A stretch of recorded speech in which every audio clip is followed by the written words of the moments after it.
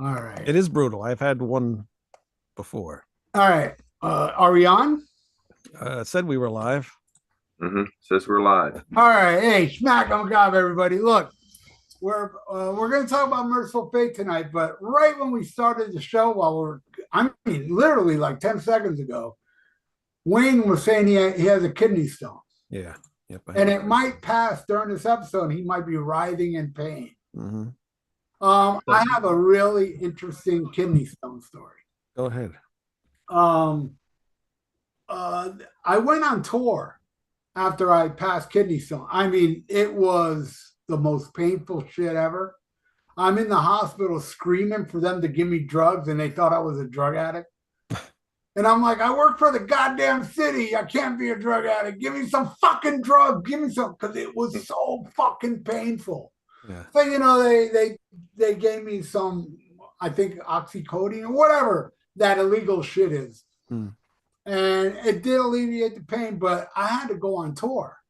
Mm. And I went on tour with this kidney stone problem, but the whole tour, I wasn't having any kidney stone problem. Here and there, I'd feel a little thing, but the whole tour, I was pissing blood. The whole tour. Wow. Right? So fast forward, we come back home and we release the second album. And on the CD release party of that show, I had a kidney stone attack on stage during a song called TerrorVision, where TerrorVision has a long scream. Mm-hmm. And I swear it was like perfect timing. It hit me right before the scream, right? Right. Best scream ever. I fall on the floor and I'm like, ah! It's all on video, man. I got proof of that shit. And that was the greatest scream I ever did. Oh, That's and then when I did pass the kidney stones, I took a picture of them. They look like two little eggs. You know, kidney stone have little sharp edges and shit. Yeah. This shit is smooth as fuck. Two little eggs came out of my penis, and it was like, bing! What the hell was that? I didn't even feel it come out, and it's big. It's big enough to feel it. Yeah. I have a small pee hole. I don't know how that happened. I have to be careful. I only have one kidney, so I can't get kidney stones. Really? Really? You had a kidney taken out? Yeah, about 2010. So yeah. But I think I've told the story. I went to see Slayer once in a club, and the two opening bands played. One of them was Hatebreed. And about an hour goes by, and I saw them covering the soundboard up in the light board. And I was like, something's up. They're not going to play. And they came out and announced that Tom Araya had kidney stones and was on his way to the emergency room. And it was the first time Slayer had ever canceled a show like that. But I was like, oh, man, that scream at the beginning of freaking like Angel of Death would have just been just top notch tonight if it just passed then, Yeah. Perfect. Crazy. That would have been perfect. Yeah. Well, last time I had when I passed it, it was passing through. I didn't pee it out, but it passed through. I guess that little tube thing it's got to pass through to get to your whatever. And that was very painful. Very painful. I was at work. I was driving, and all of a sudden I felt like somebody stabbed me on the side. I'm like, oh my fuck. And I turned white as a ghost. I almost passed out. Terrible. Don't ever get one. Yeah. Avoid it. Don't eat shit with salt. Soda causes it too.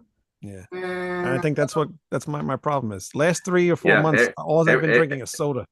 Yeah, everything that I do every day. Yeah, coffee, tea, yeah, everything. But I drink a lot of water. I drink an awful lot of water per day. You gotta do.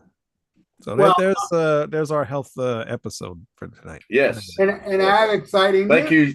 You can thank Some Good Body for the night's infomercial.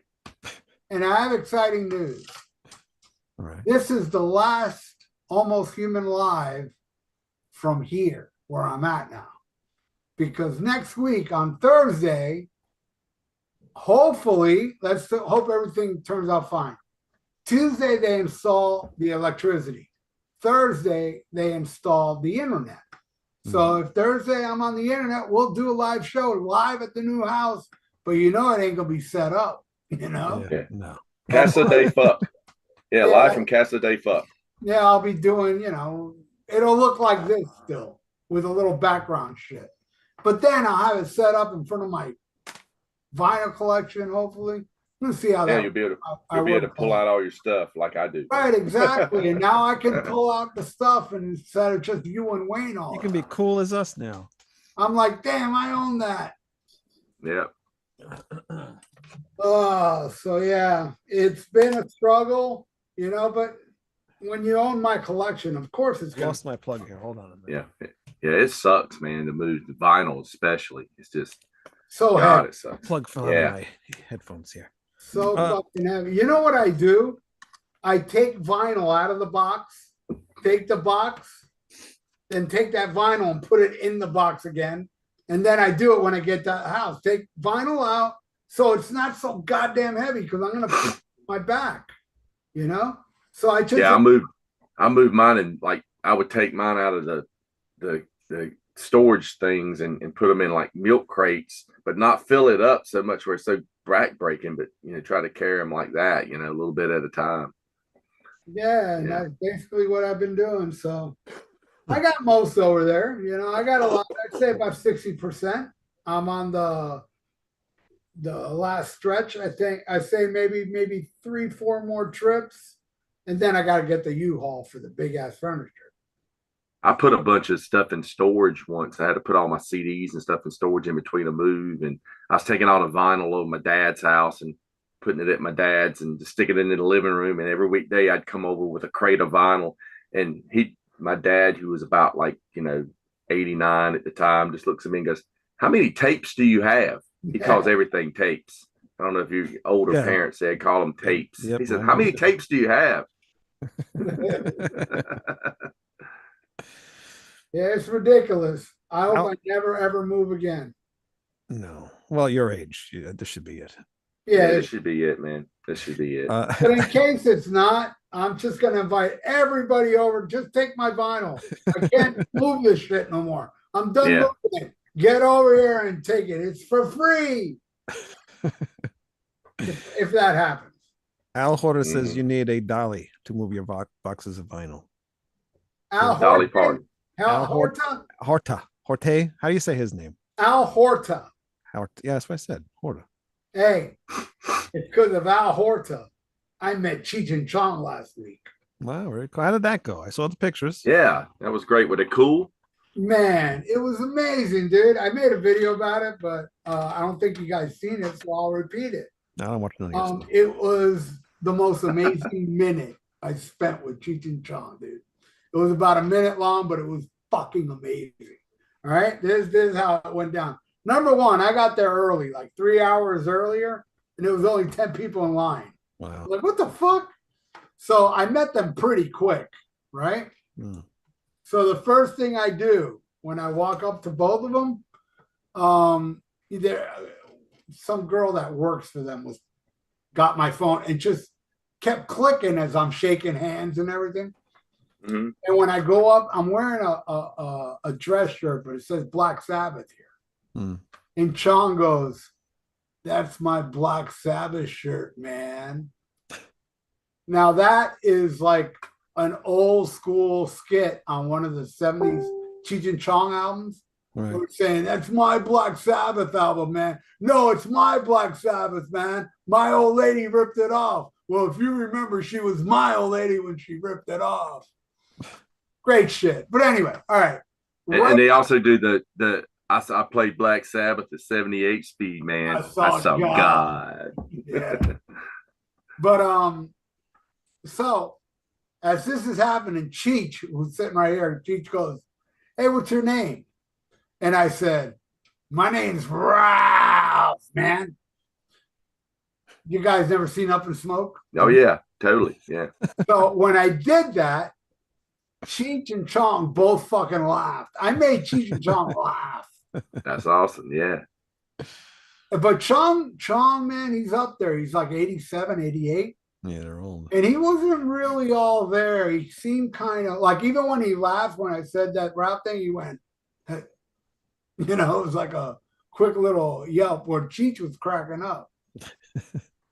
And that's it. And then I walked out and I bought they're selling this seltzer water with THC. I don't know how I was able to purchase this shit. Yeah, you would think. You know? Yeah. I purchased it, and it's at my new house, which is above the fridge because I got no electricity there yet. Why bring it here? I was going to end up taking it there. And they gave us a poster signed by both Cheech and Chong. And Did you get them to? Did they sign your seltzer water case? No, Yeah. no, because the thing is, I bought that on the way out. Have you tried it? Is it good? I haven't tried it. No, I'll try it, but you know, it's warm now. I'll wait till electricity comes Yeah, out. you get it. Yeah. Gotcha. And I'll have some. But yeah, thank you, Al Horta.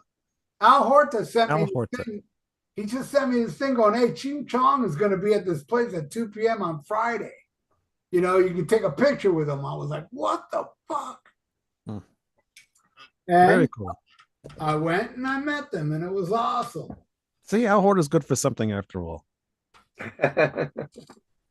No, he's also good at buying Samy Hagar tickets. Yes. Oh, that's good too. Al Horta paid money to see Samy Hagar. And wait a second. And in case Al Horta wants to say, pay money, I went for free.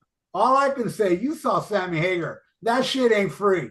That shit fucked up your brain. You will later have to go to the hospital because of that Samy Hagar bullshit. Actually, I saw Samy Hagar and I got a kidney stone. So, yeah. So look what that did to me. Good luck, Al. I saw Samy Hagar and slit the throat of 3 Hagar fans. I just went around. Whoever was singing one of the songs, slit the throat and keep walking. That guy Luigi that killed the CEO guy in New York a couple weeks ago. Yeah. The night before, he saw Samy Hagar. Oh, okay. So you know the big fan of Samy Hagar? Baby Jessica. Oh, really? Well, I thought that these drones, these mysterious drones, are actually dropping Samy Hagar cassettes in people's backyards. We're doomed by the society. In related news, Samy Hagar sucks. So we got anybody chatting with us? They're all chatting. Oh yeah, cool. They're all talking about King Diamond and Mercyful Fate. Hell yeah! Al said he's already got a pain on his side, so it's happening, Al. Yep. Deaf to Demand says, I saw Mercyful Fate one time in Raleigh in '93 with Flotsam. Yes, I was there. I saw that tour as well. Small bar. The show I saw is in the video, The Bell Witch. Yeah. I have that show, the show you were at, Ralph. I have the bootleg of that. You know, that's been circulating for years. Actually, there's 2 different camera angles from upstairs. Because the guy that shot that, he has connections with a bunch of people. He's like friends with Anthrax and all these people that played the Revolution that he was allowed to film it. And that I got to tell you, top 5 show I ever saw in my life was that first Mercyful Fate show. I got there at 2 p.m, nobody there yet. And I went alone. I wasn't with a friend or anything. Sat there at 2 p.m. They opened the door. I ran all the way up front and center. Right? I stood there for, I don't know, 5 more hours. Draining. But anyway, I'm all the way up there. I'm front and center, right? And, the place piles in. I think it's a sold-out show. And out of nowhere, this very attractive girl comes up to me. And she says, I am the biggest Mercyful Fate King Diamond fan. Can I please stand where you're standing? And I said, out of everybody you're going to ask, I'm the last person to ask that. I'm sorry. I really am. But ask anybody else, not me. I've been here since 2 o'clock, And 3 times during the show, King Diamond fucked with me. And my favorite was during Gypsy when he goes, you are the devil's child. And so am I. I'm singing it with him.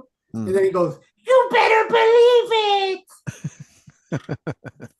That was awesome. That's cool. That's my Mercyful Fate. Then I saw Mercyful Fate one more time on the 9 tour. I went all the way to St. Petersburg, which is like a 7-hour drive. And the 9 tour was awesome. They did more other tracks like Desecration of Souls. They even did Legend of the Headless Rider, which they didn't do on In the Shadows. Yeah. They did it that night. They did Melissa.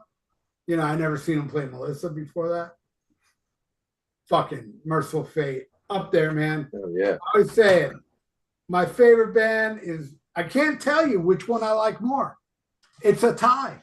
It's 70s Sabbath and 80s Fate. To me, they're the greatest bands in my world. You know, well, my favorite band. The greatest band is Beatles, but that's I'm not talking about the Beatles. I'm talking about my favorite, not the best. And yeah, so where was I going at with this? Oh yeah, it's my favorite band ever. And I will tell you this, right behind me, Don't Break the Oath. I don't think an album has come out after that album came out that's as good as that album. And I even like Melissa more than Don't Break the Oath. So you know where I'm going. You know? So I'll tell you how I discovered, which is a really cool way to discover Mercyful Fate. And this was before Melissa. This is when that EP was brand new. My friend Milo, who's still my buddy, he used to have a band called Iron Cross. And Iron Cross used to have a turntable attached to Marshall amps. So, you know, wow.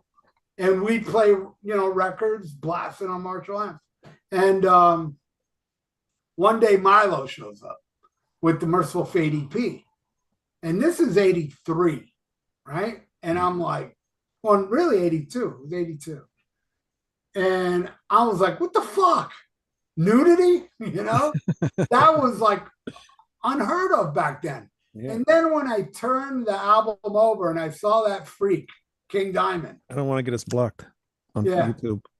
What seeing that was mine, but what the fuck? Boobies. And it's so satanic, that's so taboo. And then the back, that picture of King Diamond in the back. That's cool, right? And when he put on in the first song, Corpse Without a Soul, and King yelling, Satan, Satan, take it. It changed my fucking life right on the moment. Man, there's so many people out there that say, I can't get into King Diamond's vocals, or my co-host Ian Wadley, I hated his vocals, but it grew on me, you know? Not me, man. Instantaneously, I thought this was the greatest shit ever. And I also thought, I'm very young at this time, I thought, this is my band. Because this band's never going to become popular. Impossible. You know, this band is never going to come to the States. Listen to this shit. Satan and, you know, fucking nuns, and, you know, Doomed by the Living Dead and, you know, Devil's Eye, all satanic shit. That was so fucking taboo in 82. So taboo. You couldn't, man, I mean, AC/DC and Styx and ELO were getting blamed by preachers for satanic music.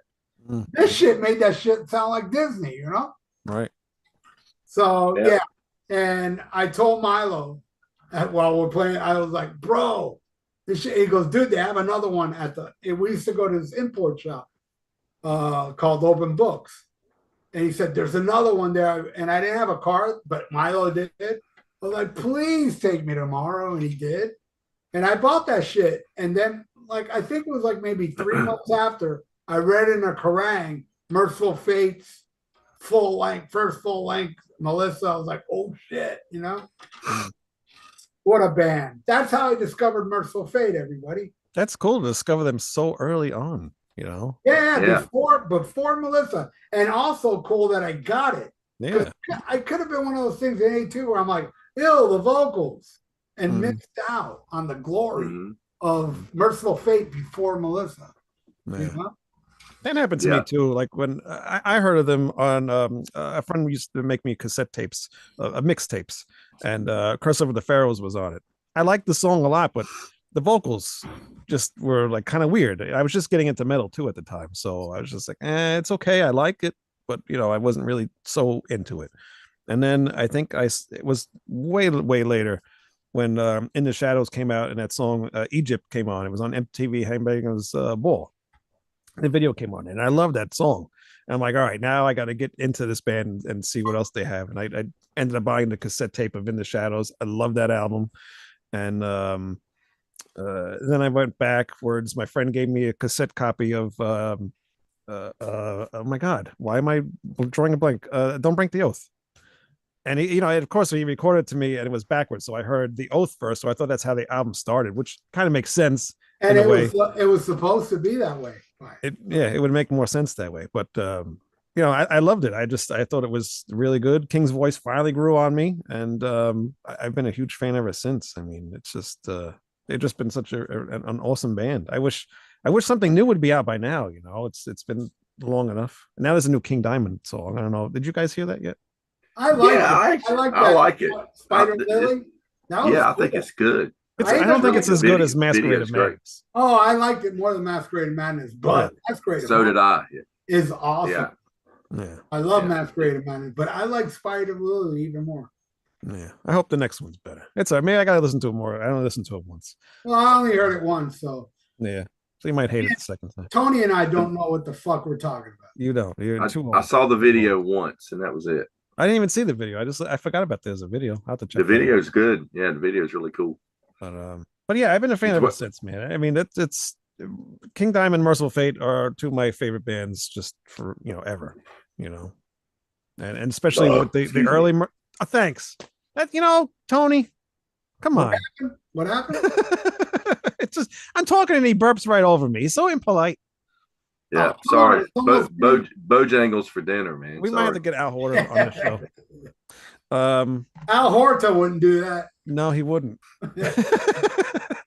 I don't even know. Tony. Hey, I got class. I fart here, but I make it silent. I do silencers during the show. Silent but deadly. I was just going to say that. Yeah. Anyway. My nose hairs. Speaking of Mercyful Fate and Wayne Noon, he's got a channel. Oh, I do. Yeah, I forgot about that show. Rat Salad Reviews, and it's this. It's called This Broadcast Belongs to Them. And now I call it the King Diamond Podcast. If you just go to Rat Salad Review on YouTube, youtube.com/Rat Salad Review, there's a section there that says King Diamond Podcast, and all the episodes are on there. And Ralph was the first time I met you actually was on that show. Well, did I do the EP with you? You did. I think you did Melissa. Okay. Well, I came in very early. Yeah, you came in. You were very early into the show. And what makes those episodes really cool is that, sometimes they're part one, part two. Yeah. And after part one, Wayne will interview somebody that was in Mercyful Fate or King Diamond. Like you had Mike Weed, right? No, we did not get Mike. Oh, no, well, who was it? There wasn't one of the guitar players in King Diamond you got? We got Pete Black from King Diamond. Yeah, Pete Black. That's who it was. Yeah. But, and then me and Wayne, we interviewed Kim Ruz. Yes, that was my favorite episode. And I got to tell you, man, I still haven't seen anywhere online a Kim Ruz interview. That's awesome. Yeah. We are the only ones that got an interview with Kim Ruz. Yeah, that just happened. You were on episode 5, and we talked about Danger Zone, the Danger Zone demos. So that's where you came in. Who the hell said that? Who said what? Oh, you looked it up? I thought. Yeah, I'm looking it up. No. I thought a viewer wrote that. I was like, wow, that's a fan. No, I don't have any of those kind of fans of my show. And Martin Popoff was on the show. He actually came on for Melissa. And then episode 9 was the Kim Ruz interview. But after that, you're pretty much on all the time. So yeah, we did all the Mercyful Fate and all the King Diamond. We did the last one, right? Yeah, we did everything. We're all caught up. Did that one. The last album took about what? A year to do? Almost like 2 years to do. Yeah. Was it 2 years? Something like that. It was a lot happened in those 2 years, Yeah, I think in here, the pandemic. Mm-hmm.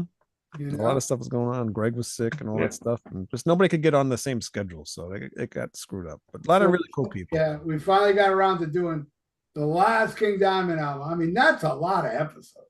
Yeah, there's 30, 35, 36-ish. I might have forgot one in there, but there's like 30-something episodes. Yeah. Wow. Matt Thompson was on.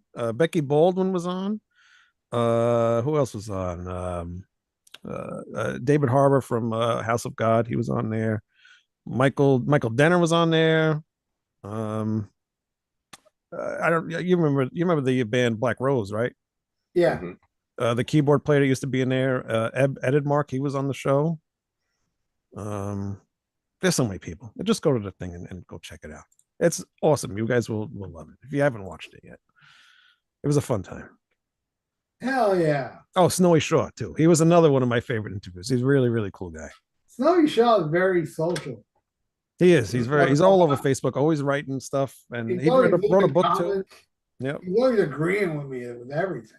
Yeah. Everything. Well, I mean, probably he doesn't agree with everything, but he'll leave comments on shit he agrees with. Oh yeah, a whole lot of comments he leaves me. You know? Yeah, he's a cool guy. Very cool guy. Yeah. So, Tony, how'd you discover Mercyful Fate? I was late to the game actually.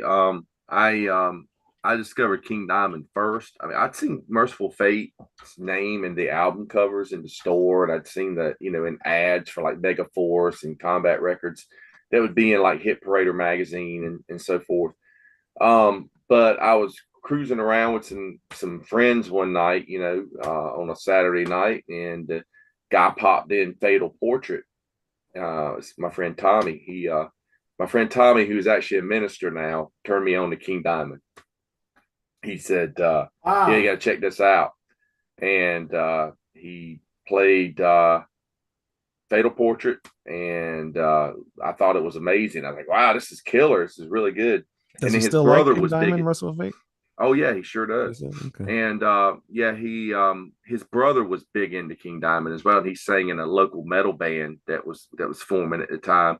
So I started hanging out with them, and his name was Ricky, and he was big into the King Diamond and stuff. So he turned me on to Abigail was the new record at the time by then, and so I was into them. I recorded those records from them and actually went out and got them and stuff.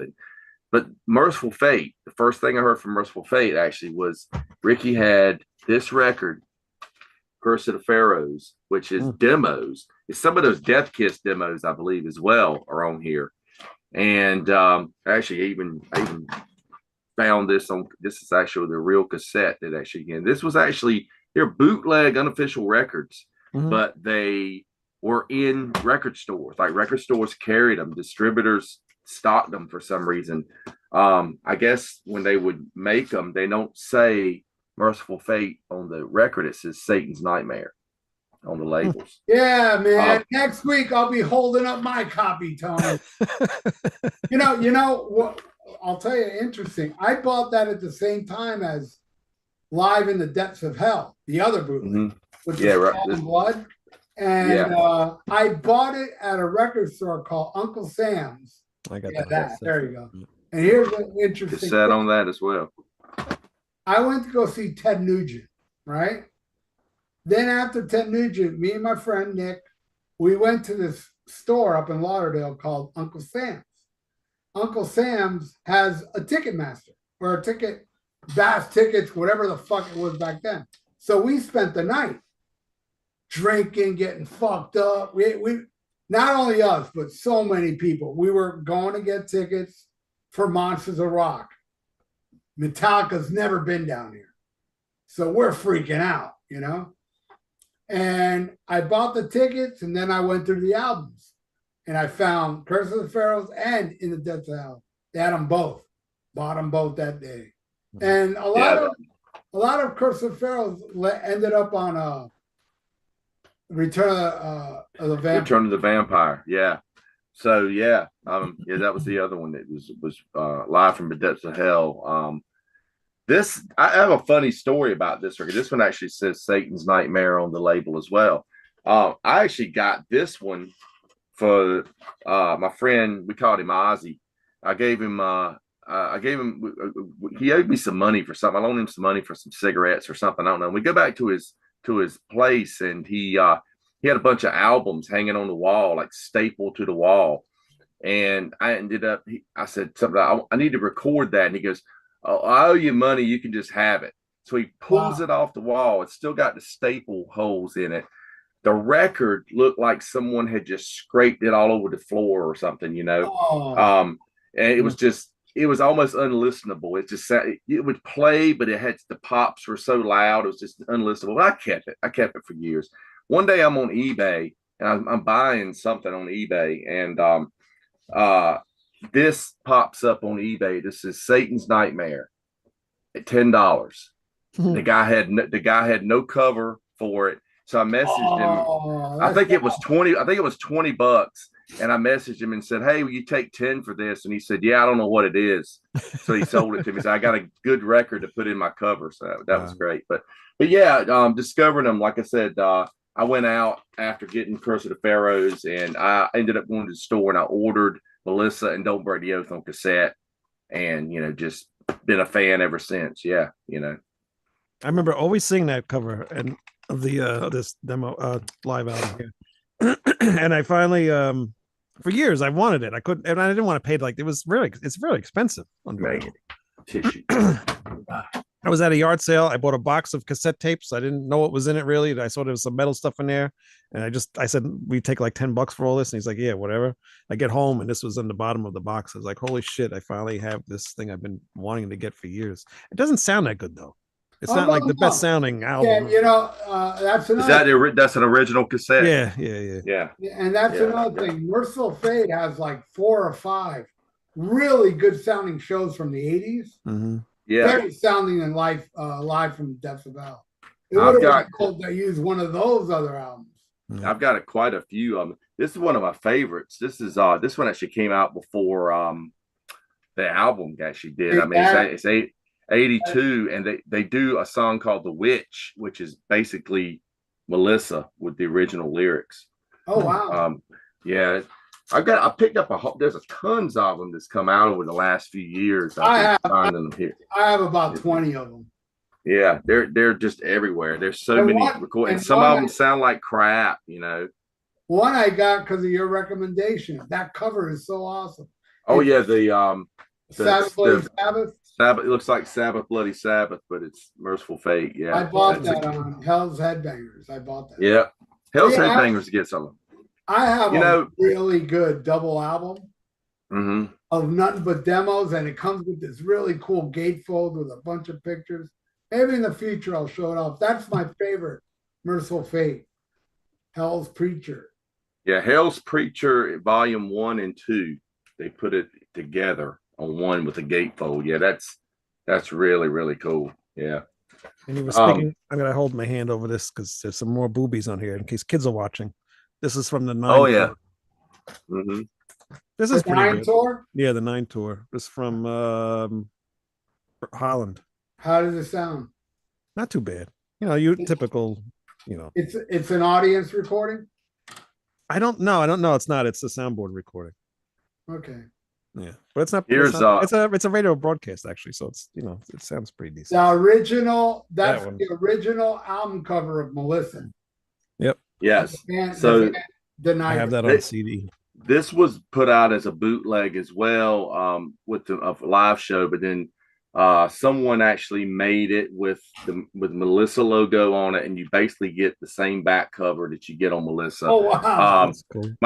My friend Gary Schaefer has the guy that runs the Heavy Metal Museum, original Heavy Metal Museum. Yeah, he's got the original prints for this that were never used, like the layout with the back cover with the marks for where it was supposed to fold and stuff. And that is white. It has the same photos of the band, but the background's white instead.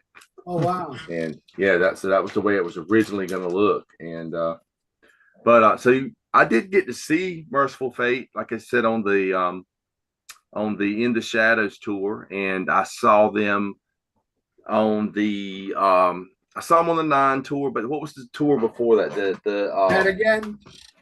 Dead Again tour. Yeah. I saw them in 98 and 99 up at Jackson, Virginia. They played. And good shows, always a good show when you saw them live. Oh yeah. I saw them when that reunion, I guess you can call it, tour happened. What was that, like 3-4 years ago now at this point? Yeah. Yeah. Mm-hmm. But Brooklyn.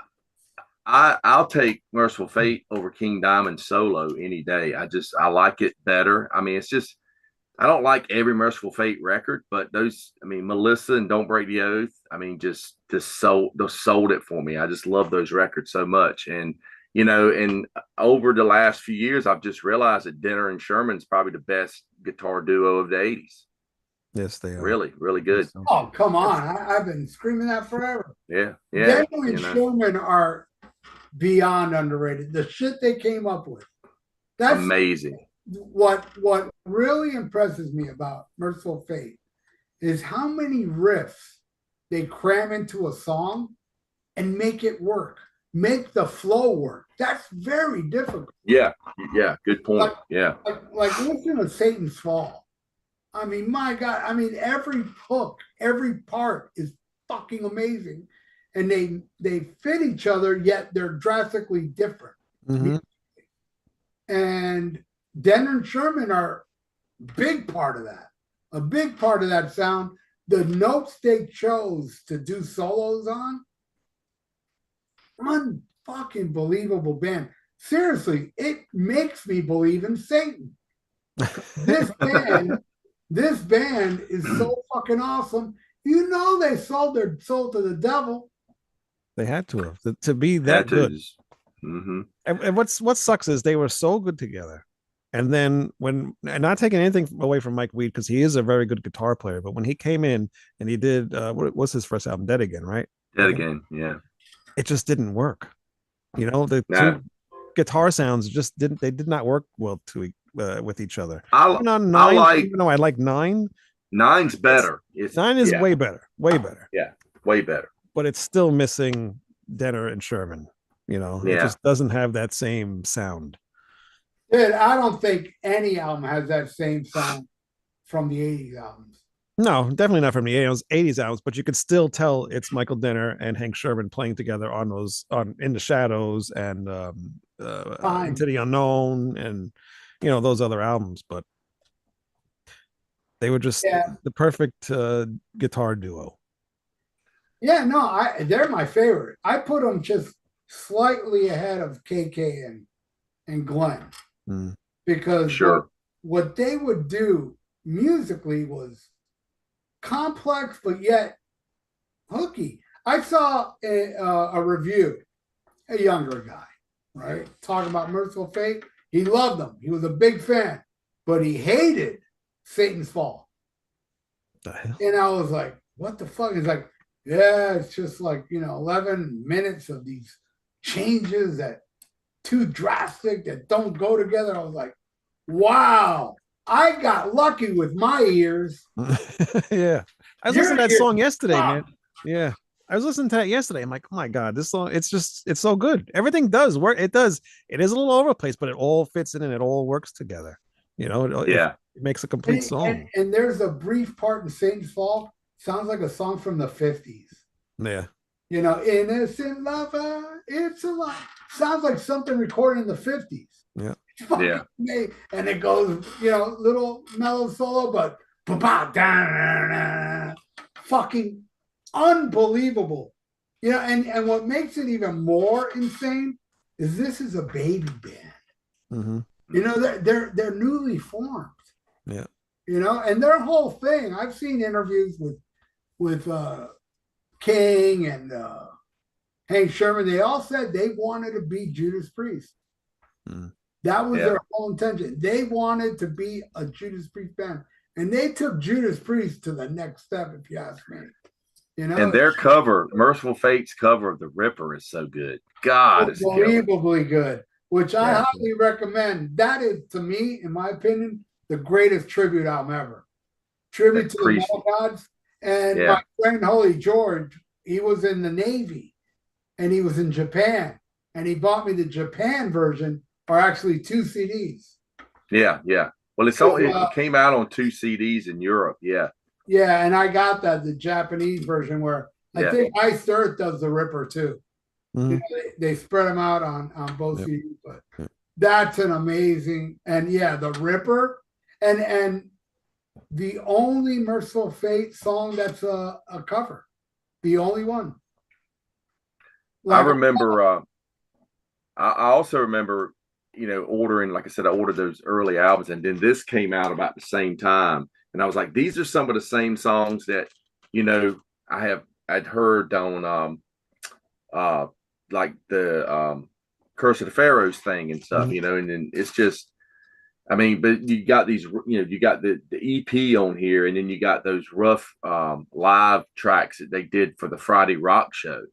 And that, when you said Satan's Fall, man, the version of Satan's Fall on that is just so killer, man. I think it's better than the version on Melissa, That's the version Metallica does. Metallica does that dun, dun, dun, dun, dun, dun, dun, yeah, real chunky. Yeah. That's how Metallica starts their medley thing. They use I remember I was in the King Diamond Coven, and this is my 1993 little membership card, and we'd get the newsletters in, and the newsletter came in once that Mercyful Fate is back. And that was, we didn't have internet. I mean, there was no internet and nothing. So I didn't know anything about it until I get this newsletter, and it says Mercyful Fate's reuniting, and they're putting out this album of demos, which was the Return of the Vampire, which was a lot of those same demos from the Curse of the Pharaohs bootleg. But God, I was like so excited. I remember ordering the t-shirt. You could order a t-shirt with that cover on it. And I was just psyched that Mercyful Fate was coming back. It was going to be the band reunited, everybody but Kim Rutt, sadly, who didn't do it. But I was, and then when In the Shadows came out, man, what a great comeback record. I mean, that is just excellent record, man. And then getting to finally see them on that tour, it was amazing. Because I didn't get to see them back in the day, because they weren't even around when I first got into King Diamond. No, they didn't come nowhere near me. They did tour. I remember. I'll never forget this, man. It only lasted 3 seconds. Martha Quinn, MTV, Motorhead on tour with Exciter and Mercyful Fate. Wow, what a show that would have been to see. I know people that went to that. I know people who saw that. God, yeah. There's this guy I know called Mark. He hates Mercyful Fate. Hates them. And he saw them, and I go, you suck. I'm the one that should have seen them, not you. But he saw that tour, But yeah, man, Mercyful Fate, my God. I would say out of all the reunions, my favorite would be In the Shadows. Oh yeah, it's an awesome album, very Mercyful Fate. But you can hear the absence of Kim Russ, man. Yeah, he had a unique drumming style, and I'm sure Wayne could elaborate on that, being a drummer. I mean, he's kind of jazzy, wouldn't you say? Yeah, I guess I don't know. What I'm a shitty drummer. I have no idea. Well, I mean, he reminds, a lot of the stuff he plays kind of reminds me of some stuff Bill Ward would do, kind of. Right? Yeah, he's very technical with his drumming. A lot, even like when I would try to, play what he plays, it's just I'm like, I don't know what the hell he did there. He's very technical with the stuff that he did, and he was an awesome drummer. And then the drummer that they had on In the Shadows, it was supposed to be Snowy Shore, but there was some kind of, I guess, some kind of confliction with whatever it was, because he was in King Diamond at the time, and I think he was doing something else, so he couldn't record the album. That's why actually Snowy Shore's pictures in that album, because he was supposed to re-record it or whatever. But I think that guy did an okay job, but it was missing Kim Russ, because the guy just kind of just played the songs kind of the way they should have been played, I guess. But like Kim Russ would have been all over the place. Even Snowy Shore, he would have added his own feel to it, and it would have been more like Time was, But I think he did a good job. I that's one of my favorite reunion albums ever. I mean, there's not really too many good reunion albums, but that's definitely one of them. I was surprised at how they were able to come back with such a strong album, because back then some bands were coming back, and the things that they were releasing were just crap, yeah, just not up to par in a lot of situations, yeah. But they made it really, really good, and then they continued to make albums. Now, Tony, before you said that there's some albums that you don't like, so which albums don't you like? Because there's only one I don't like. I don't hate any of them, but I will say Into the Unknown and Dead Again You don't like Into probably the get the Unknown? least. These two probably get the least plays. Wow. But I do like Nine. I do like Time. Time's not Time's one I actually just went back and started listening to recently again because I don't know, it didn't do a lot for me for a while, but I've gone back and I like it. I mean, it's got some good stuff on it. The Bell Witch EP was great, of course. That It's was just an cool. I EP. love that. Yeah. Do you have that on vinyl, Ralph? No, That's hard to find. I know it's out there, but it's pretty hard to find on I have vinyl. a CD. I don't think I never, dude. If I would have seen that shit on vinyl when it was brand new, I would have bought it. Did you get this thing where they re-recorded? Yeah, I got They that. re-recorded a few songs. It was for the Guitar Evil? Hero. Oh, Yeah, for no. Guitar Hero. I know about that's a picture disc, right? Yep. Yeah. I don't Yeah, have. they did. I It's know. the Guitar Hero thing. Yeah, I thought it was pretty cool. Yeah, that I For what know. it is. Actually, when a couple of years ago, when somebody asked if I want to do a cover of Evil, I said yeah, and I used that version of it to practice along to, and I recorded my drums to that version, and it's a little bit faster too, from the original version. And I like that version a lot. It's pretty good. What's the drummer's name? Bjorn Holm. Bjorn T. Holm. Have you Yeah. ever noticed? Were you guys familiar with the band that Hank Sherman had after Mercyful Fate, just called Yeah. Fate? Fate. I Yeah. own. It's like I I own don't it's have like any. the More melodic rock 80s. band. Yeah. Yeah, it's like More melodic. AOR stuff. Yeah. It's freaking Journey next to Mercyful Fate. Right. But the drummer on those It's him. is Bjorn, but his name, he goes by Bob Lance.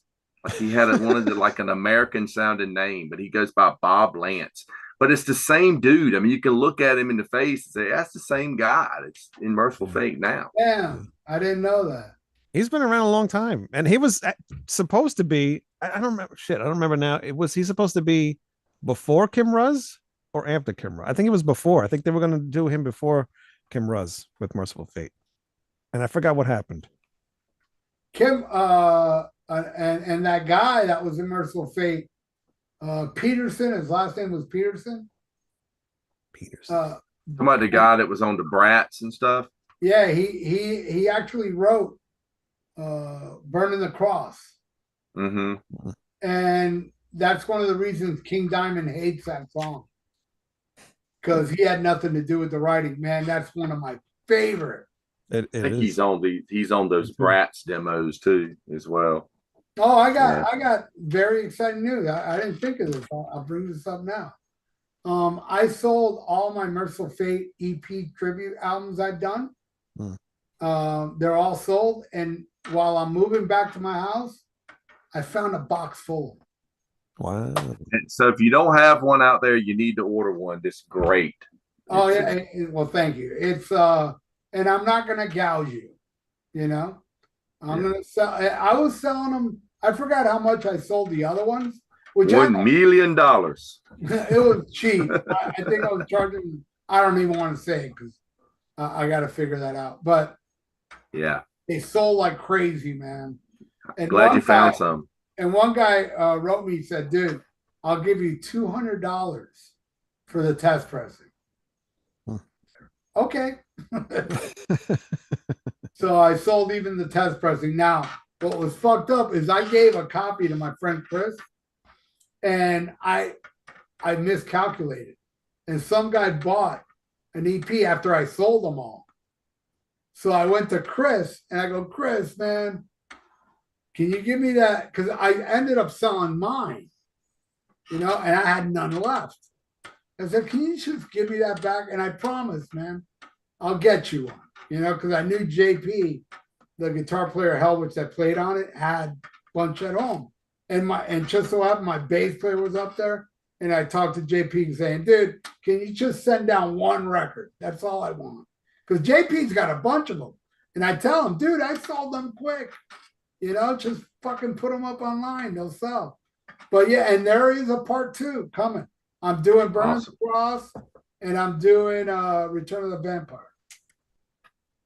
Very cool. Yeah. Hell, awesome. Yeah. It's great. I already got a copy, but not mixed or nothing, but it sounds awesome. I'm awesome. All right. So what? So what's you guys? If you had to name 5 songs off the top of your head that you like from Mercyful Fate, what would be your top 5 songs? My top Just 5 favorites. I gotta go through the songs. Hold on a minute. I can tell you my favorite right now. My favorite Mercyful Fate song is Evil. Really? That's my favorite song. Then I would have to go with Gypsy. Gypsy's my favorite song off Don't Break the Oath. The Oath. Doomed by the Living Dead. Is that 5 already? 4, I think. Wasn't listening. All right, and god damn. To leave off any of the us is hard. I'm gonna have to say Satan's Fall. But shit, man, Desecration of Souls. That's it. I was gonna say Dangerous Meeting, Evil, Into the Coven, Desecration of Souls, and probably Satan's Fall. Well, you guys are going into the old stuff, the old school. Oh, that's Yeah, I'm saying it's got to be from the first 2 records. My no, favorite. it doesn't. If you want to name songs off the later albums, I can do that too. I love the one on from the EP Devil's Eyes. I love that, man. That's a great song. Fucking awesome song. Yeah. All right. Dangerous Meeting. This is tough. Right now, I'm gonna just go Dangerous Meeting. Okay. Curse of the Pharaohs, because that was like my first song I ever heard. Egypt. What the hell's the other song from Into the Unknown? Night May Be Thy Name. That's from Time. And no, we're not gonna go with that one. How about we'll do Evil too. All right, so we'll do a couple more from the early stuff there. But those 5. I like, you know what it is? I started later. So even though I do love those first, 3 albums, I do like a lot of the later stuff. Yeah. Well, I gotta say, I mean, out of the later stuff, I would say I'm probably gonna miss one, but definitely Egypt is my favorite. Then I would say Nightmare Be Thy Name, Insane off of 9. And the song 9, definitely. Dude, when I saw the 9 tour, they opened with the song 9, and it made me appreciate the song 100 times more because it's so weird, but it's so heavy and out there. And then the last one I would say, Is That You, Melissa? Yeah, that's a good one. I love that one. I love that one a lot. Yeah. I'd probably say The Old Oak. The Old Oak is awesome. Man. Yeah. What was the second song? The Bell Witch. So something. Bell Witch, Old Oak. I like Church of St. Anne off of 9. 9, yeah. Nightmare Be Thy Name, and yeah, I don't know. Probably something else off the Indie Shadows. Probably Egypt. Egypt's a cool song. I love Egypt. That would be my favorite of later stuff. Yeah. Right on. Hey, is anybody in the chat saying their favorite? There's a lot of people in the chat, but before I get to those people in the chat, I want to get these people in the chat involved. I'm in a giving mood right now. Okay, it's Christmas time's coming up. All right, Christmas time's coming. There's 56 no presents people for Christmas. watching. No, there is going to be a present for Christmas. Okay, for one person, and you got to be in the United States. If you're not in the United States, I'm sorry, I'm not paying for shipping for this. Whoever can guess the number that I'm thinking of before the show ends, all right, I will give you a copy of my the bands that I'm in, all the albums that I released. Absalon. That's a great album, by the way, Absalon. Project Resurrect, and the 2 Severed Angel albums. Wow. So whoever guesses the number that I'm thinking of by the time the show ends, I will send you those CDs. Don't give them your Samy Hagar tribute record. Yeah. I won't give him that. That's mine. Hey, Wayne. What?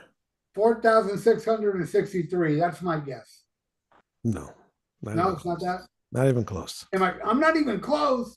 Tell me something, Wayne, for the people out there, because they're the ones that need to guess. Is it a number between something, like a number between 1 and One in Infinity. And somebody I'll let it go. We'll see what happens. We'll see if I'll let them know if they got it. Somebody might have gotten it already. God damn you, Count Ralphus. Well, Count Ralphus probably used his tarot cards. He did. I think he did. Yeah. I think he did. Yeah, we should have Count Ralphus on this episode. Yeah, we should have. I didn't even think about it. Sorry Count Ralphus. Sorry. I did good to get here myself tonight. I've been like busy as crap. Same here. You saw how late I came, before the show started. Christmas retail was about to hang me. So. Oh God. Black Friday, how'd that go? That was pretty normal. It's probably more. It's probably more busy now. The weekend before Christmas. Right. So Wayne, anybody naming their favorite song? Let's see. Favorite songs, people. Let's see. Witch's Dance, says the Coop Jackson. That's a cool song. Yeah. Had a video for that too. Yes, yeah, we're King Diamond and Doberman Pinchers. Yeah. Yeah, I always thought he was trying to do the Thor Keep the Dogs Away album cover with that. No, it was Pit Bulls, not Doberman Pinchers. Danny D says, "Come to the Sabbath." Hell yeah. Yeah, great one. Melissa Part 2. Did you like when King Diamond used to cover that? Yeah. That was the first Mercyful Fate song I saw King Diamond do live. I saw the Abigail tour. And I think it was like the second or third song. I was so close. I was touching his boot on stage. That's on the live Abigail album that came out. That's when I first heard that. Are you guys familiar? Are you guys familiar with the song by Pat Travers called Stevie? Yeah, it's on the live album.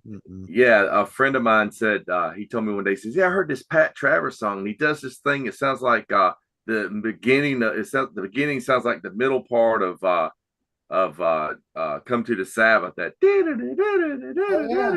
and I said, I've never thought about that. It does. I wonder if Hank kind of like heard that and came up with the idea. Listen to a Pat Travers album. You know what? I wouldn't be surprised because, like in England, the new wave of British heavy metal, like a lot of those Travers was big. Yeah, he was big over there. Those battle vests had Pat Travers on a lot of them. I have a Pat Travers patch on my battle vest. Well, there you go. Really? Yeah. Right on. Riot too, man. Riot had a lot of patches on those England people. Yeah. They loved the Riot. They were honorary new wave of British metal band for sure. Yeah. They opened the first Castle Donington, I believe. Or it was one of them. I have that on vinyl, that Donington. That I can't wait to show you guys. Hurry up. Hell yeah. I want to see it. Deaf to Demands, The Old Oak. Great song. Yeah. Great story too. Wasn't there a movie about that? I'm not sure, but I say, man, Count might know. If you get the right people, you can make an amazing movie out of them and Conspiracy. I think that would be the best King Diamond story adapted to a movie. I like Abigail and Fatal Portrait more as albums, but as far as stories go, he hit it out of the park with them and Conspiracy. For sure. Deaf to Demands asked me a question about, did King Diamond come to the pier in Raleigh on the Abigail tour? He did, but it wasn't with Testament. It was with Trouble. It was King Diamond and Trouble. And I heard about that show like a week after it happened, pretty much. That's the first. When the Abigail tour was Trouble with Run to the Light tour. Yep. Yep, I saw Trouble, and then the next time it was Flotsam and Jetsam on Venom. Hey, did Cathedral, when you saw them in Florida on the In the Shadows tour, was Cathedral on that show? No, but they were on the flyer. Yeah, they were on the flyer here as well. They didn't play though. Flotsam was great that night. Yes, Flotsam was they were in that period where they were doing a lot of those records where they were kind of going grungy at times and stuff, but man, live, I mean, they picked a great set list to play that night, because they knew they were playing with Mercyful Fate and they had to be, full on metal. They did a lot of stuff from those early records. Yeah, good stuff. And they did. I remember they did a cover of Fairies Wear Boots that That's night as right. well. That's right. They did it at my show as well. Yeah. Danny D says, "Can we talk about how awesome King Diamond delivers the last lines of A Dangerous Meeting?" You know, it is a very good thing to. Yeah, it's great. But you know, my favorite part of Dangerous Meeting is the part where it goes, Johnny goes on. It sounds because it in the lyrics they're descending to hell, and what the music he plays during that part of Dangerous Meeting, it sounds like you're getting descended. You're going to hell. You know, just unbelievable. Their music like really did put you in a place, man. Well, it put me in a place. People, it doesn't put in your place. You suck. I remember when I guess it was probably really early 90s, probably 93 or so. And like Sam Goody, not Sam, what was it called? Camelot Music was like phasing out all their vinyl and stuff. And you could go in there and you could get records for $2-3 a piece. And they had always had a lot of Combat, Metal Blade stuff. I remember I bought Don't Break the Oath and Melissa for like $2 a piece, brand new. And because I had them on cassettes, I was getting them on vinyl, you know. But I remember later on, there at the very end, they had this little section of discount vinyl, and they had about 8 copies of The Beginning by Mercyful Fate for 50 cents a copy, and I bought every one of them. And I was giving them to people, and like, here, you need to own this record. And if you, well, I don't have a record player. Well, you need to find something to play this on. You need this, you know. And now that record, I mean, the original copies, I mean, they sell $50 plus, you know. But that was crazy, man. But yeah, I was just, you know, sharing the love of Mercyful Fate at 50 cents a copy. Wow. That's crazy. It really is. I'm gonna first my drink. Before I go, I want to do a shout out to my boy, my friend Wilson in Chicago. He rules. I'm gonna get some tea. It does rule. And read another question. Did any of you guys get the Abigail graphic novel? Yes, I did actually. And I did not only get the graphic novel, but I also got the mask, the dreaded mask. This mask is so really cool. Stupid. No, it's not cool. This mask is so dumb. It looks good in the box, man. It does look good in the box because you can't see the whole thing. But when you put it on, look how big this thing is. This is ridiculous. Mine is better. it's just I mean, it's a cool idea, I guess, or whatever. But yeah, I got the graphic novel, and I got it signed. Actually, I got it signed. I think it came with like a little signed card or whatever. What the hell mask is that? Where'd you get that? It's homemade, man. I made it. Oh, well, of course that's better than it's better than this one. Well, I remember seeing a guy he was a local band, and they did a Mercyful Fate cover, and the guy singing made a mask, like just a half face mask, you know, like this. I said, that's a good idea, because when you paint your face up like King Diamond or something for Halloween, you know, unless you use the real clown makeup that stays on, you're gonna, every time I've ever painted my face, whether it was Kiss, Alice Cooper, what, you forget about it and you do this, and the next thing you know, it's smeared all over your face. So I said, that's a good idea. So I just made one, and I've worn it several different Halloweens over the years, you know, and cool. it works. It's just cool. Yeah, it's just those white masks you buy at like Michael's, you know, and I just painted it myself, you know. It's flesh color. It's kind of light. The ring lights making it look really light, but yeah. One year I wore this and a Burger King crown, and won this Burger King diamond. Nice. You know what I have? My old guitar player, and he broke up with his girlfriend, right? And he bought his girlfriend this really big Pikachu, you know, like a big phone, you know, a big Pikachu doll. Yeah. And she threw it at him at band practice and left. And my friend Nazin, who's an amazing artist, that guy, he drew Serpent of the Light, Deicide. He drew Photos of the Flesh, Morbid Angel. That's him. Okay. And he drew my album cover, Post Holocaust. Well, anyway, he drew King Diamond on the Pikachu. Hell yeah. And I still have it. I mean, it's huge. I have a King Diamond Pikachu. He did a really good job on it. That's killer. And I also own all that ceramic shit, the Don't Break the Oath album cover and ceramic, and also knuckle bones. Yeah, knucklebone. I have the King Diamond, the two King Diamond, the Mercyful Fate King Diamond, and the King Diamond with the little hat. And the Mercyful Fate King Diamond, the fucking cross is on upward. Yeah, it's the wrong way. Yeah, I have the same one, and I've messaged them about it, and they said you can send it back. I'm not, and just get like a refund. I want to keep it. I'm not gonna send it back. So the knuckle bones, the cross is the wrong way. Yeah. Yeah, okay. it's on the nice religious way. Yeah. Oh, I would have had to repaint that. Yeah. You can. You can just add a little. Yeah. Not a big deal. Yeah. Count Ralphus, you'll tell Ralph, he would have been like out of the box. He'd have been like, I gotta fix this right away. I left him. He's an artist. I know he would do it. Mine's sitting over there he's over there in the cabinet. Did he wave back? Yeah, actually he did. That's fucking weird because he's just a statue. Oh. All right, now I'm gonna bring up something that'll piss off people. What? Because I brought it up the other day and people are just stupid. They got mad at me for saying this. King Diamond now. This last tour he's doing. And even Mercyful Fate, he had that jackal thing. He's wearing a mask now. Is that the same one he's wearing in the video? Yeah, but it crumbles as he wears it. And he also wears an old man mask during Welcome Home, which makes no sense because there's no grandpa. Yeah. Well, the grandpa makes an appearance in the new video as well. Yeah, but it makes no sense. Well, anyway, this is how I'm going to upset people. King Diamond's been around for what, 40 years now? And now he's starting to wear masks? Gee, I wonder if Ghost influenced him. Go ahead, bring the hate. I don't give a fuck.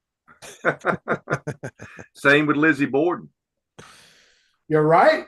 He Lizzie's wore a mask till Ghost either. And everybody, Ghost. And Lizzie Borden's even going as far as to make bad music. Well, and that's not nothing against Ghost, Wayne. Oh, I don't care. I like some Ghost songs. I have no issues with Ghost. I still like Ghost. I love Lizzie Borden. So, do you not like Lizzie Borden at all? I fucking love Lizzie Borden. I love the first like 3 albums, and even some of the Visual Eyes and Master Skies. Awesome, man. And but the last album was terrible. The comeback album, Deal with the Devil, was great. But yeah, the last couple, man, it's like I don't know what he's trying to do, man. It's like he's trying to get a Marilyn Manson, like a Rob Zombie type thing. I'm like, what are you doing? Yeah, Black Veil Brides fans or something. I don't know. It's weird, but you can't. I mean, that Love You to Pieces, man. It's just a classic. So great. Oh yeah, I discovered Lizzie Borden with the Metal Massacre that he was on. That was before Rod of Iron. Dude, it's still my favorite Lizzie Borden song. Yeah, Rod of Iron is one of my favorites. That was my favorite song on that Metal Massacre. Count Ralph says, I also have that Knuckle Bones figure and the Don't Break the Oath 3D. Did you fix the cross on it, Count? That's what we want to know. From the Dungeon TV says, we all know Gene Simmons invented the mask. That is true. Yeah. I saw something the other day about he's going to patent the horns again. Is that just old news recycling or something? Or is he still trying? But he wanted to do it with the thumb out. Yeah, well, that's the I love you sign. Yeah. But he got it from Spider-Man. Oh, Gene. So anybody else got anything to say in the chat there? Master of Disguise was killer. Yes, it was. There's 2 versions of that album. There's like there's 2 different versions of that album. It's like one has a different band playing on it, supposedly. I've never really compared them. Where the hell's the other one? I remember there was 2 versions of the CD that came out. One was on Metal Blade and one was on Metal Blade Warner Brothers. And supposedly they're different mixes or something. I've never heard of that. Yeah. I don't know if there's a diehard Lizzie Borden fan out there can fill us in. Count Ralph said, I just realized that it wasn't upside down. He's fixing it now. He's gonna fix it tonight. Yes. Well, I'm not going to fix mine because I want to go to heaven. You don't want to mess up the value of it when you pass it on to inherit it to someone after you pass. Yeah. Somebody says Guiaris died. Who is that? Guitarist died. Who? What guitarist? Oh, from from Lizzie Borden. Borden. Yeah. Yeah. Oh, in a car crash, right? Mike Davis. Yeah. That was a long time ago. Yeah, that was right. That was after the Master Disguise tour, not Master, Deal with the Devil tour, because he was back out with him during that, and it was after that tour. Yeah, because I remember seeing him on tour for that. That was cool too, Lynn. When he came back, man, Lizzie had the old look and everything, man. And then he started doing this whole trying to be, I don't know, Marilyn Manson or something. I don't know. But I only seen him once, and I met him that night that I wasn't even looking to meet him, because what happened was I saw Lizzie Borden open for Yngwie, and Yngwie was so loud that I couldn't even make out what was going on stage. It was so loud, it was painful, and I left. I was like, this shit sucks. Well, there's Lizzie Borden. And this is the interesting thing about me meeting Lizzie Borden. This was back in the day when Metal Sludge was really big. Remember, they used to have like the Sludgeette of the month or the Sludger of the month that would wear a Metal Sludge shirt. I was the only guy that was mentioned without wearing a Metal Sludge shirt because Lizzie Borden was wearing one. So I got a picture with Lizzie Borden, but they put a picture of me and Lizzie Borden on a Metal Sludge saying Sludger of the month, even though he ain't wearing the shirt. That's killer. Yeah, that was a good tour, man. I mean, that was Deal with the Devil when he came back. And I mean, Yngwie, I've seen an Yngwie show where it's unbearably loud too. The one I went to there, I don't remember it being so loud, but I remember Yngwie had a really good band. He had Jorn Landy on vocals that night. Amazing. Randy Coven on bass. Yeah, it was cool. Yeah. That was one of Yngwie's best singers, I think. Oh yeah. Jorn's great. That guy was unbelievable. But going back to Mercyful Fate. Yeah, guy said the original guitar player from Lizzie Borden died as well. Yeah. I think the guy that was on I can't remember his name, that was on the EP, maybe it was. Where's my Lizzie Borden? I recently got on vinyl the Murderous Roadshow. I've had it on VHS forever. That's the one album I don't have. Yeah. Good live album. Who was the guitar player? Was it Tony Matzuzak? How you say his name? I think that's who we were talking about that passed. Yeah. A lot of people don't know that Joey, the drummer for Lizzie Borden, is Lizzie's brother. His brother, yeah. I didn't know that. Yep. Joey Scott is Lizzie's brother. Yeah. So to continue the Mercyful Fate thing, we got to do a Lizzie Borden show. We should. We really should. I got my friend Eric Jordan, RMCP. He's a huge fan, and he's one of those youngsters. You know, he didn't know Lizzie Borden when we did, but he's a big fan. Okay. It was Alex that died. Yeah, Alex, not Mike. Alex died. That's who it was. Yeah. Thank you, Buzzing Frets. Alex was the guitarist that died, not Mike. Yeah. All right. Well, I'm gonna go through every Mercyful Fate album briefly. Yeah. My favorite is the EP, the one I discovered. I guess his Timeline. I think that's the greatest release they ever did. Then I would say Melissa. Melissa is just so perfect. And then Don't Break the Oath. They're just all perfect albums that not only Mercyful Fate or King Diamond or anybody has done an album as good as Don't Break the Oath since Don't Break the Oath, in my opinion. I love Return of the Vampire. I covered it on the first Mercyful Fate tribute EP. I did Leave My Soul Alone, which is an extremely deep track that was never released. I love, I just love that album. In the Shadows, probably my favorite. of the later stuff. I love the riff on Shadow. Oh yeah. It's so good. 13 Invitations. I love fucking Return of the Vampire. I love what Lars Ulrich does on it. So do I. I think the original one's a little. Yeah, I like the re-recording more. Yeah, it's a little too much, like all over the place. I like Lars's drumming because he's not so technical and shit. Mm-hmm. Like Kim Ruz, you know? Yeah. You're comparing Lars to Kim Ruz? Anyway, I love Time. I thought Time was a great follow-up. I mean, I only like In the Shadows just a little bit more in Time. Into the Unknown, I think, is a great album, but it is a step down from the other two. And it's also the most straightforward Mercyful Fate album. It's not that crazy, only here and there, but for the most part, a lot of the songs are just straight ahead. Yeah. Dead Again would be my least favorite, but I still love it, especially the title track. I think that shit's Really? like 11 minutes long. Yeah. I love the song The Night. The Night's good, yeah. Sucking Your Blood's on that album, I think. Mm-hmm. Great stuff, but it's my least favorite. 9 would be my second favorite after In the Shadows of the later stuff. That title track and My Last Rites and Burn in Hell. That's that, and I love that Burn in Hell song where King does that. Oh, that thing he does during it, so catchy and killer, man. It's a shame people that can't get into King Diamond's voice. Damn.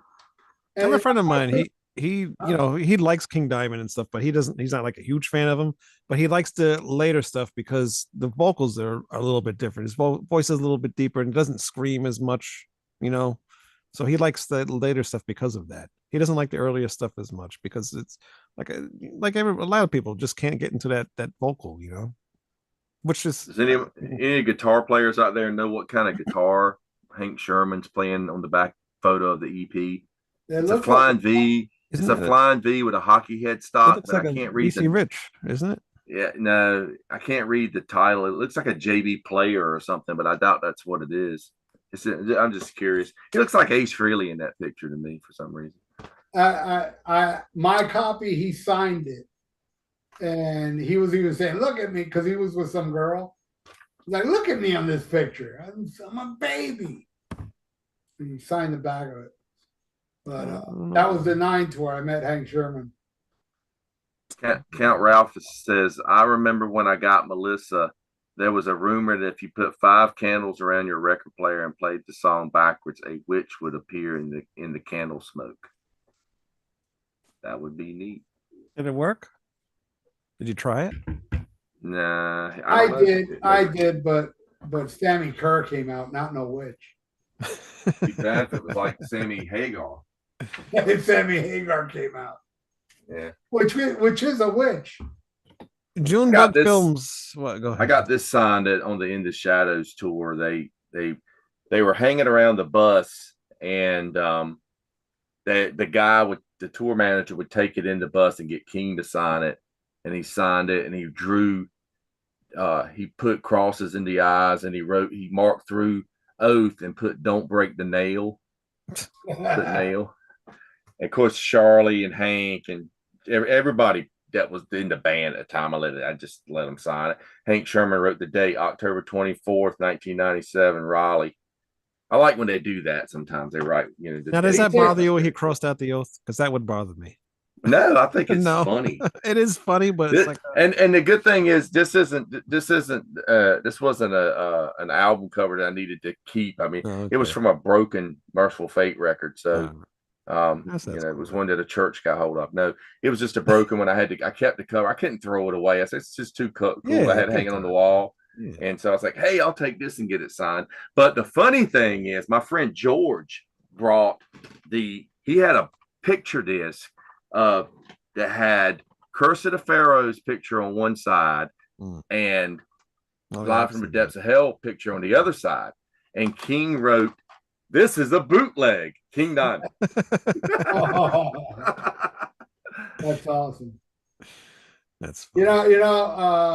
speaking of which, there's this really well known guy that gets autographs and sells them on eBay. I mean, they don't. I haven't seen that guy in age. Actually, he was.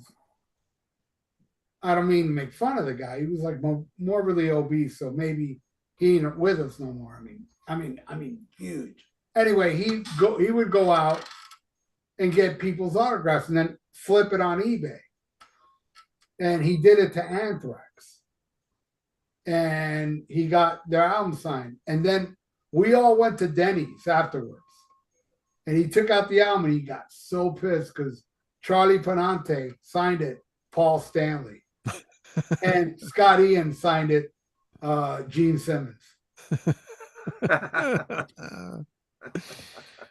just reminds me. And what you were saying earlier, Tony, mine too. Hank Sherman wrote the date on mine as well.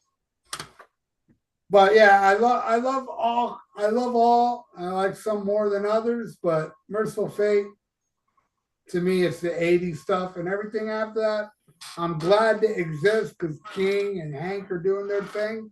I just wish Denver was there. Definitely. Yeah, it really bugs me that Dinner's not there. There's no blood. I mean, it's just like life's too short to hold a grudge, and he's able to go out and do this. The fans would love to see it.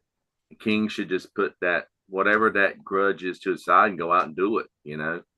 And you know, it's also fucked up is that I heard a Michael Denner interview saying that who's backing up. Oh, that's outside. I don't know. They're taking forever, right? Yeah. Soon I won't be living here no more. This is the last episode here. The last time you'll hear trucks backing up. So savor the moment. But what was I saying? I forgot what I was saying. You're doing my concentration there, Wayne. Wow.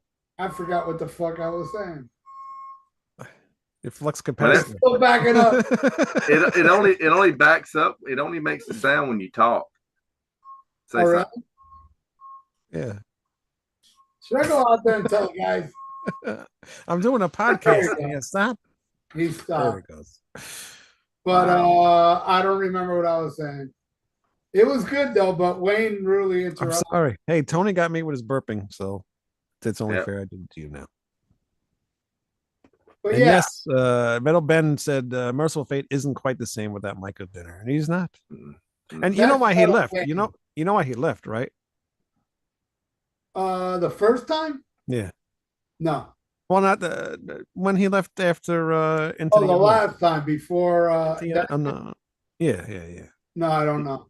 No, because his one of his kids, or his only kid that he has, he's got oh my god. Now I got distracted. There's something wrong with one of his kids. They needed help. I forget what the hell the kid has. So yeah, he had to concentrate autism on that. Or something like that. Yeah. Right. Yeah. But yeah, you know, he and Sherman did those Dinner Sherman projects, you know, and before that, did you guys listen to that band they had, Force of Evil? Yeah, it was okay. So, yeah, they had the dude from a band. There was a band called Iron Fire, and that was the lead singer. He sounds like Vince Neil. I remember. I ended up with that Iron Fire CD before that Force of Evil, and man, this guy sounds a lot like Vince Neil. Well, I remember when the Iron Fire came out, the press release for it. I think they were on Noise Records, and it said that the lead singer moonlighted in a Motley Crue tribute band. I was like, he should. He sounds just like it. But that was the only thing that bugged me about the Force of Evil stuff. His vocals just didn't fit with it. They even did a live DVD. That was pretty cool to watch them live and get to watch Hank. I have it. And Michael, you know. But then have you ever listened to that Zoser Mez record? The record that they did before that, it's called Zoser Mez. No.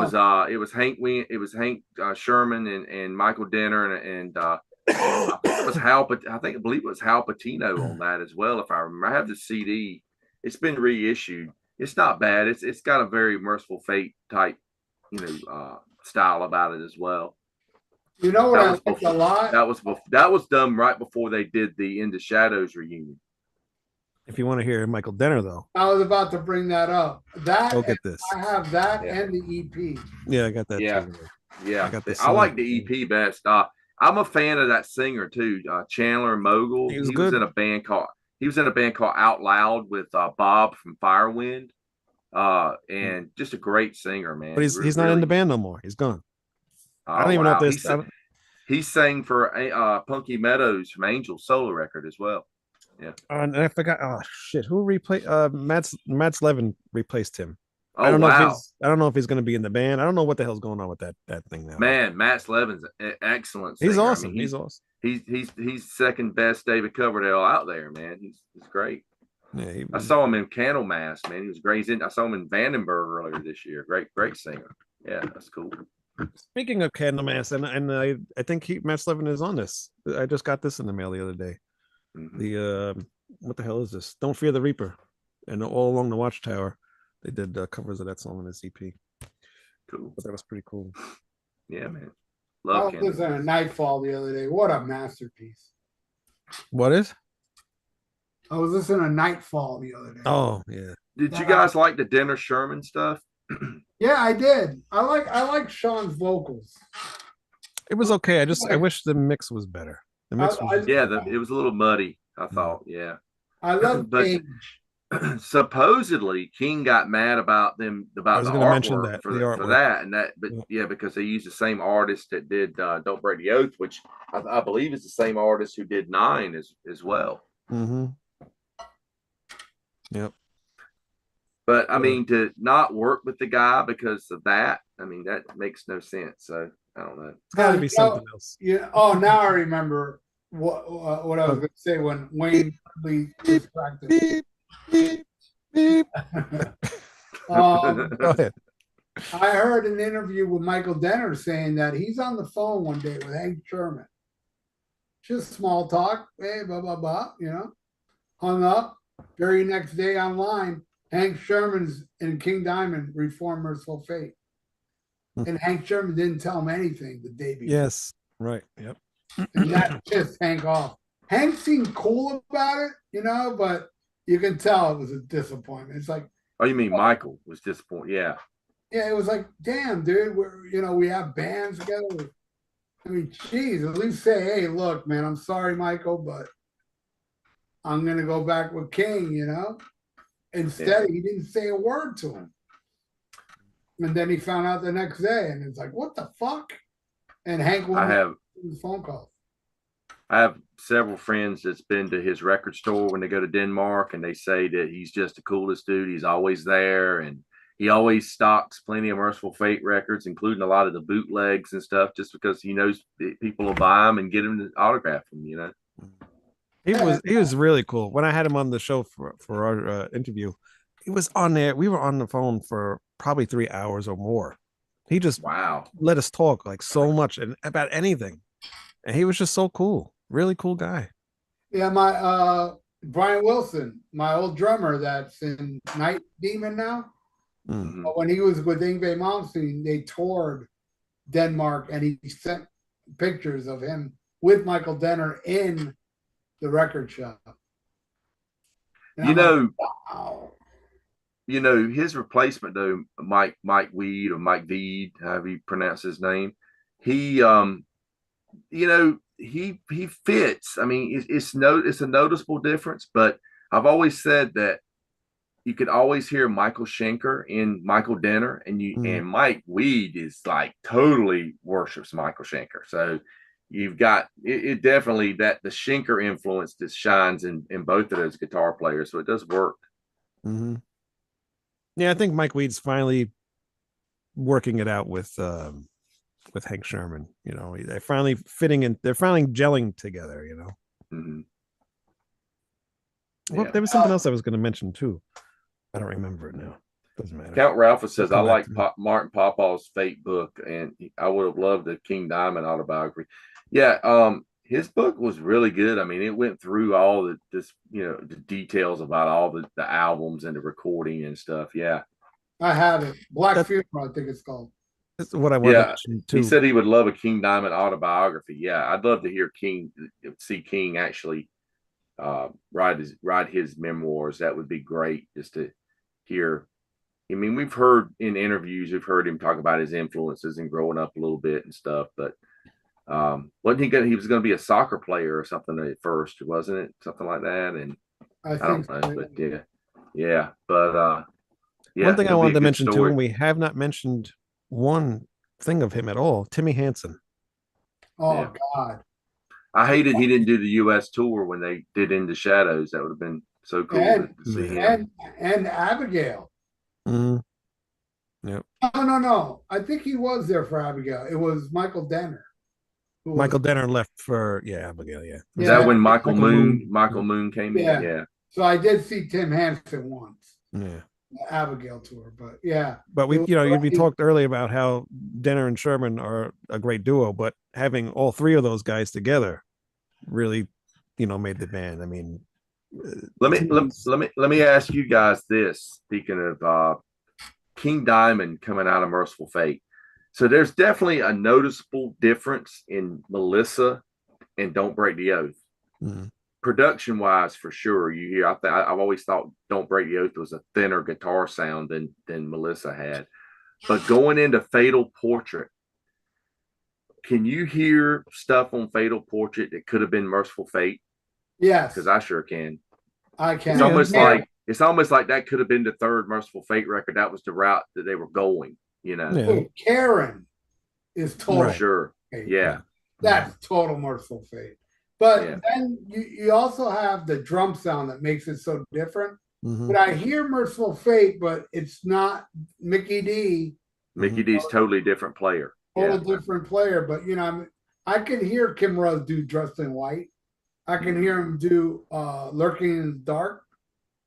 But I don't know if he can pull off the Candle as well as Mickey D did.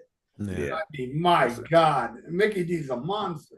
Yeah, double bass king on that. Yeah, unbelievable. But I can hear, and that's what it was supposed to be.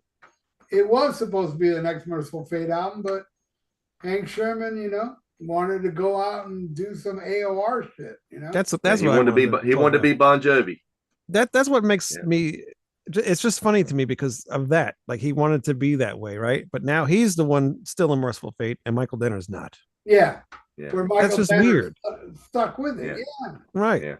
Yeah. I would think it would be the other way around. It doesn't make sense to me because why he now is back into heavy metal, I guess. I don't know. He left and played false metal, and now he's back. And now he's back because he knows where the money is. He doesn't. Yeah. I don't get it.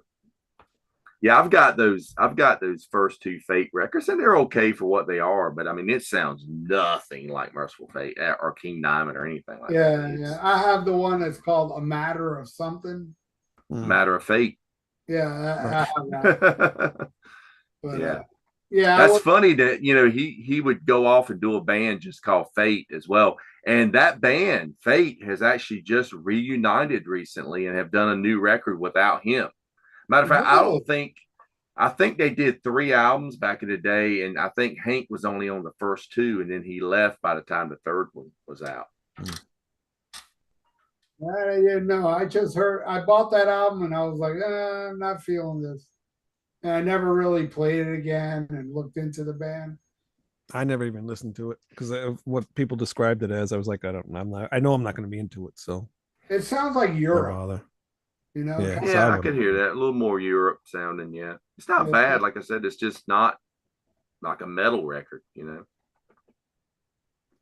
Count Ralph says, I think Melissa has more bottom end than the Oath. Yeah, for sure. And I think Abigail has more bottom end than Fatal Portrait. Abigail's a better mix all around than Fatal Portrait. Really? I don't think Melissa would have appreciated him saying that about her bottom end. That's not nice. Yeah. Big bottom Melissa. Yeah, Melissa. Yeah. But I've always I remember when I first got those, I got them both at the same time, and I was like, God, man, Don't Break the Oath production's like so thin compared to the Melissa, album. But I mean, I still loved them, but it was just, I just remember, especially I was listening to a lot of stuff in my car driving around, having the cassettes, and You'd always have to bump the bass up a little bit. You put your bass boost. You remember those on your car stereos? You had to hit the bass boost when you played the Don't Break the Oath tape. And what's funny is King Diamond was pissed off during the Melissa era the Melissa recording, because the producer wouldn't let him in to control him while he was doing it. So when they did Don't Break the Oath, he made sure that he was there for the whole thing. So it's funny how when he wasn't involved, it was a better sounding record. Yeah. You know? That usually happens with singers. Ralph's going, yeah, I'm a singer. I fucked up both my albums. Yeah. It's like, when Samy Hagar came in, yeah, just messed up the whole album. Yeah. Samy Hagar Belcher, by the way. Someone said, Deadeye says, talk about bun cakes. We're talking about the big bottom Melissa. About bum cakes, my girls got them. I'm excited. Yeah, new album. Yeah, really? New movie, new album. Movie, yeah. And a movie? Yeah, they got a new movie, like a sequel. It's like, it's gotta be good. Yeah, I don't know. It's been so long. The geriatric tour, it's just. You think about this though. I don't think nobody's ever thought about it. Here's Spinal Tap coming back. They're supposedly the story is they're going out for one more tour, is what the movie's about. But you got to think about it. So those guys are in their 70s now, but technically, if they went on the timeline of the original movie, they would be in like their 90s, because they were supposed to be old then. They were supposed to be like in their like late 40s when the original movie came out, maybe 50s or something. Yeah, like Give Me Your Money sounds like something from the 50s. and listen to Flower People 60s. Yeah. Send me your money. Yeah. It'll be interesting. What's his name? Oh God, what the hell's his name? The singer. What's his real name? David St. Hubbins. No, Michael McKean. Michael McKean. He was good in the show. Oh my God, I have a terrible memory. Not Breaking Bad, but Better Call Saul. Better Call Saul. Yeah, he was so good in those first. Yeah, he was in Lenny and the Swig Tones. Yeah. I met him and he was a dick. Really? Yeah. Wow, that's sad. And it was a horrible show. It was Spinal Tap Unwigged. Oh, I've heard about that. Unplugged. And it was terrible. Nobody showed up. It was very empty. That Michael St. Hubbins even said, "Oh, turn the lights down. This is embarrassing." So anyway, this was at the Fillmore where I met Jack Black, a bunch of people. If you go after the show to the back, so we went in the back, right? And he comes out, and then my favorite member, the one that's married to the hell is this shit? My fucking house cameras just came on. Anyway, got a ghost. Yeah, Melissa. He came out. But my favorite, Nigel. He avoided us. Christopher Guest. He avoided us completely. We saw him, Christopher. He ignored us, got in the bus. But Michael came out, right? And he was signing a couple things. And this guy had the Laverne and Shirley board game. And he's like, I'm not signing that. Really? I just thought that was such a douche move. Some people are like weird. They're like, okay, he's gonna sell it, so he wants me to sign it. It's just, yeah. I've got the Lenny, I got the Lenny and the Swig Tones album. That would have really pissed me off if he wouldn't sign that. Yeah, who knows? That nobody had that. But the coolest guy was the most popular guy. The guy that plays Principal Skinner on The Simpsons, Harry Shearer. Yeah, was super nice to us. Derek Smalls. Yep. Yeah, Derek. He was the coolest out of. Well, we didn't even meet Nigel, but I would, if I met him, I would bring a cucumber or a zucchini or and get him to sign it. Do those things go bad? Yeah, of course. Yeah, they get rotted and shit. Yeah, I've got those Spinal Tap big dolls that came out like 30 years ago, whatever, and each one comes with like a little something, like the Nigel has a volume knob that goes to 11, and the David St. Hubbins has the sketchbook that his girlfriend had drew all the Zodiac characters, and the Derek Smalls comes with the cucumber wrapped in aluminum foil. Zucchini or whatever it is. Yeah. That's awesome. I love Spinal. I can't wait for this movie. I just know it's going to be good.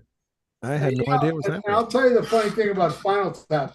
When Spinal Tap was brand new in the theater, I thought it was a real band. And I went to the theater. I saw it in a midnight movie, and I fucking hated it. I was like, this movie sucks. I didn't realize it was a parody. And now it's one of my favorite movies of all time. Because back then I was really stupid.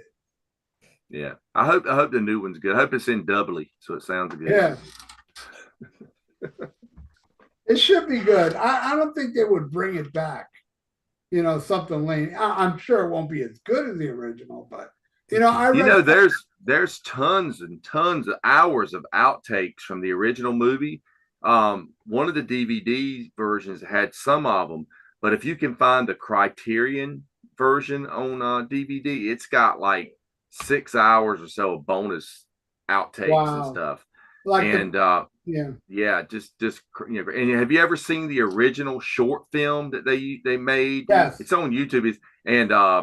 The Saturday Night keyboard Live, isn't it? Yeah, the keyboard is what's his name from Uriah Heep. I just saw an interview with him. John Sinclair, who played with Ozzy, toured with Ozzy and stuff. John Sinclair is the keyboard player in the movie, in the short film original, because they were interviewing him. I think it was on the Metal Voice or something, and they asked him about that. Yeah. Wow. I read something on Spinal Tap a while ago, over a decade ago.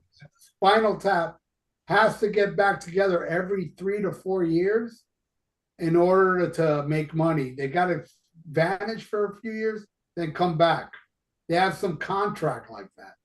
One more tidbit: the Lenny and the Squigtones album, the band, it shows the band in there, and the band has Christopher Guest on guitar, and he's listed as Nigel Tufnell, and he's got like a Beatles haircut and stuff. He looks like he's in the Beatles.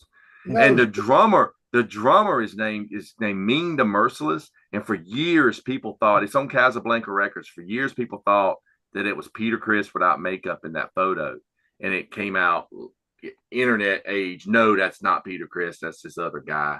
You know, because they're on. They actually played on Dick Clark on American Bandstand. And when he introduces the band, he goes by and talks to everybody, and he says, "Who's this drummer?" And it looks just like Peter Criss, man. And he's trying to hide and stuff. It's almost like it's Peter Criss, and he's trying not to get recognized because you don't want Gene to get mad at him or something. But it wasn't Peter Criss. You ever heard of a band called Magic Lantern? No. This is a crazy story. Way back in 90, way before the internet, right? My friend. One second before we get this. James West just posted a thing. He loves us, but he literally just called the ambulance to come take him to the hospital. His legs are so huge and infected he can hardly walk. Oh man. And, James, man. Good luck, James, man. We love you, man. Hopefully everything's okay. I wish you the best. He watches us every week. Yeah, James is a good dude. He lives in Fayetteville, North Carolina. Yeah. Well, I hope he has a speedy recovery. Yeah, good luck, do, man. He's a good guy, man. Yeah. Sucks. I forgot what I was saying. Something about a magic. Magic Lantern. Yes. Magic Lantern, yeah. My friend back in 1990 got a huge stack of records, obscure shit. And one of them was a band called Magic Lantern. And I looked this up. You can find it on Google. Magic Lantern, the album cover shows a band standing at a railroad track outdoors. And in the back, it has more of a close-up of the band. And there's a member of the band that's called Oz Osborne. And he looks identical to Ozzy. It's Ozzy, right? That's where I heard that name. Someone was trying to say one time. I remember seeing something that somebody said, Ozzy did this record. Yeah. Well, you know how I found out it wasn't Ozzy? I asked Ozzy because a friend of mine was friends with a camera guy for Spanish MTV that was here on Lincoln Road. And he told me Ozzy was going to be there on Friday. So, and he couldn't go. He had to work. So he gave me his tour book. And I took a few things to get signed. I met Ozzy, and Ozzy asked me to sit because the host was so cool. He's like, Ozzy, I want you to meet my friend. And then Ozzy taps on the couch he's sitting on.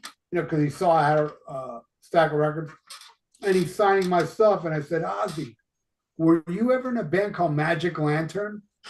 And Ozzy goes, nope, that's another bloke called Oz Osbourne. That's not me, but I know what you're talking about, and I haven't heard Magic Lantern that mentioned in decades. Wow. It's been a long time since I've heard that, but I remember people back then thought I was in a band called Magic Lantern because the guy looks identical to Ozzy, and his name is Oz Osbourne. Look it up on Google. Go to Google. I was trying to pull it up. Yeah, it's a trip. Magic Lantern, Ozzy Osbourne, and you'll find the album cover. The album cover, the back of the album, it's a close-up of the band. And the album cover, they're all standing a little farther from the camera at an outdoor railroad track. Yeah, that's some crazy, But man, how weird is that? And then also the band COVID had a member called Oz Osbourne. And on the first COVID album that came out before the first Black Sabbath album, had a song called Black Sabbath. Yeah, I just found a picture. You can't see it, but yeah, it's a trip. Yeah, it's crazy. Oh, you found it? Yeah. I think I remember seeing that at a record show years ago is where I saw it. Yeah. It sucks. Yeah. We played the record. It was horrible. It was if I ever see it, I'm going to buy it. That's just cool. Yeah. Magic Lantern. Yeah. Well, yeah. Very interesting. Are we done? I guess so. Well, I want to thank you, Tony, Wayne. Great to be here, guys. Hope everybody has a good holiday week coming up. Oh yeah, and Merry Christmas. Merry Christmas.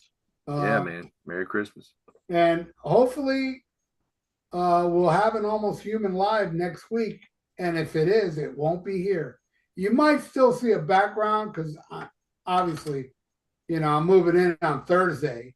I'm getting the internet installed between 2 and 4 on Thursday. So everything goes well. We'll do a show, but I'm gonna either have no background and just a plain wall or something. But it's coming, man. It's the Almost Human housewarming party. Yeah. Everybody bring something. Yeah, bring cocaine. Yeah. So yeah, I appreciate everybody that tuned in tonight, like every week. And again, a shout out. Oh, before I leave, I got to show you one thing. For my people that are listeners of my channel, would know the name Dennis Turney Jr. Dennis Turney Jr. is a very nice guy who donates for me to do a bunch of track by track. And he became he loves my band, Thrasher Die. And he purchased 2 Thrasher Die shirts, and he just sent me this in the mail. It's him and his girlfriend wearing the Thrasher Die shirts. Oh, yeah. Dennis Turney Jr. and his girlfriend, Melissa. For those that watch my channel, you know that he donates a lot, and he always picks some kick-ass track by track for me to do. So a shout out to Dennis Turney Jr., also Waylon, the king of the brackets, Wilson from Chicago, Joseph Manella, Bjorn Rune Nelson. There's so many people. Paul and Cecil. I don't want to leave anybody out, but I love you all. They're all great people. And everybody tuning in now, even you, Mark Daly. He's probably not here. He's not here. He's not here today. No, he's not here because we were talking about Mercyful Fate. He's a poser. If we would have done a Bon Jovi show, he would have been here. We will never do a Bon Jovi show. No, that ain't gonna happen. Thank God. Just to let everybody know, Count Ralphus, yes, you have won the CDs. You picked the number 9. He's the only one that got it. Oh, that's I see what you did there, Wayne. Right? It was a Mercyful Fate show, King Diamond. I see what you did there, Count. You go number 9. That's the Mercyful Fate album. He knew. He knew. Clever dude. He won. He won all my albums. That's clever spell. Clever spell like cleaver. Yeah. Well, all right, everybody. That's it. That's all. We're gonna skedaddle again. Thank you, everybody, for tuning in. until next week, or if not, for sure, 2 weeks, there should be a setup where my vinyl's behind me. All So right. till then, smack 'em a god.